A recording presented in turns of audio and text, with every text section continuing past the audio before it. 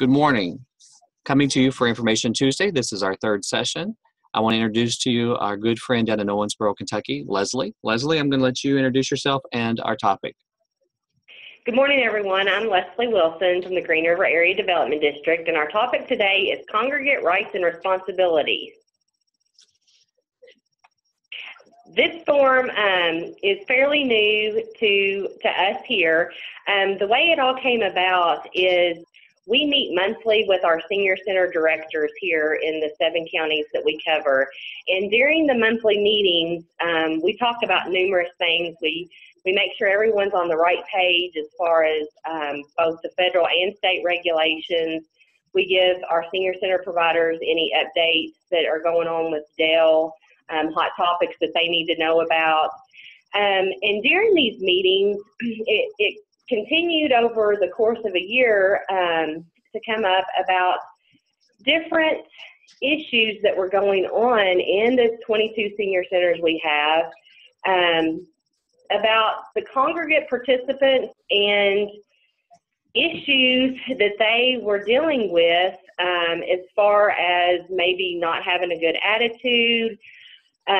There were some fights that broke out. There were different things going on, and we didn't have a formal policy or procedure in place to address those issues. Each of the senior center directors were addressing it on their level, but we felt like there needed to be something formal in place. So when Beth and Catherine were here doing our annual administrative monitoring, we got to talking about this, and Beth suggested that maybe we look at the case managers' rights and responsibility form that our case managers use for our homebound clients and see if something could be adapted to address the congregate issues that we were having. So with that, the next month's meeting for the county coordinators, we all sat down and looked at the case management side of that form to see how we could adapt it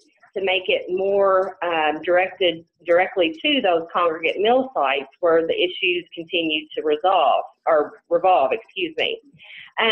Once we started this process, our senior center directors, they changed the form. They made it how they wanted it. We then sent it up to Beth, and she approved it. And from there, even though it's only been in place for a short period of time, our senior center directors feel like they have a foundation now to stand on if any issues arise in our senior centers.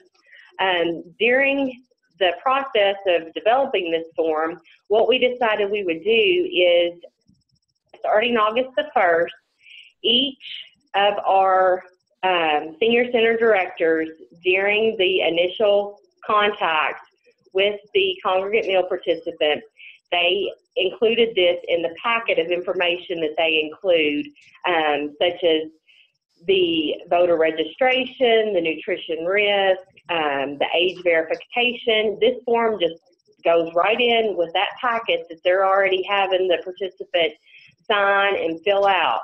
So the senior center director goes over this form, and Betty, you can put the form up if you'd like for folks to see.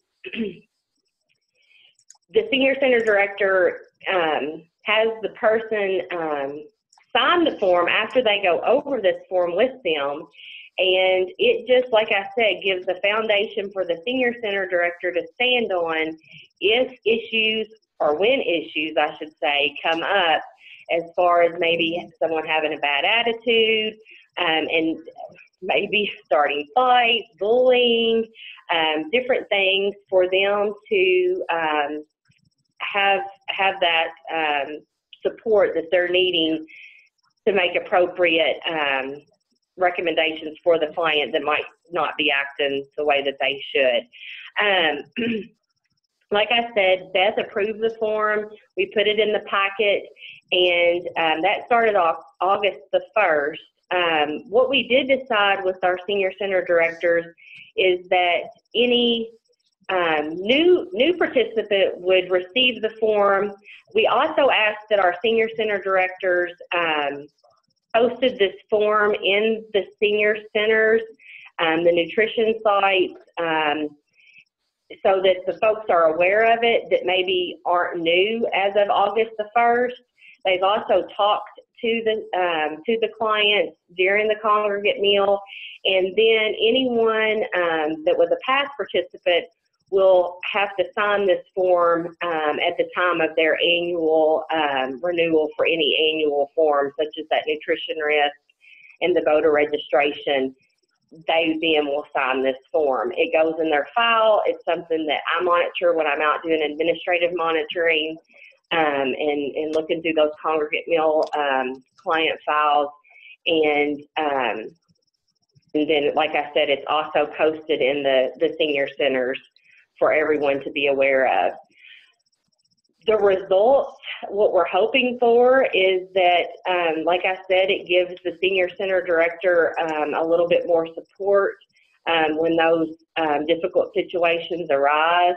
But it's fairly new. It just started August the 1st, so that's still kind of up in the air, but we're hoping to be able to see a difference and hopefully it helps our senior center directors out in those difficult situations.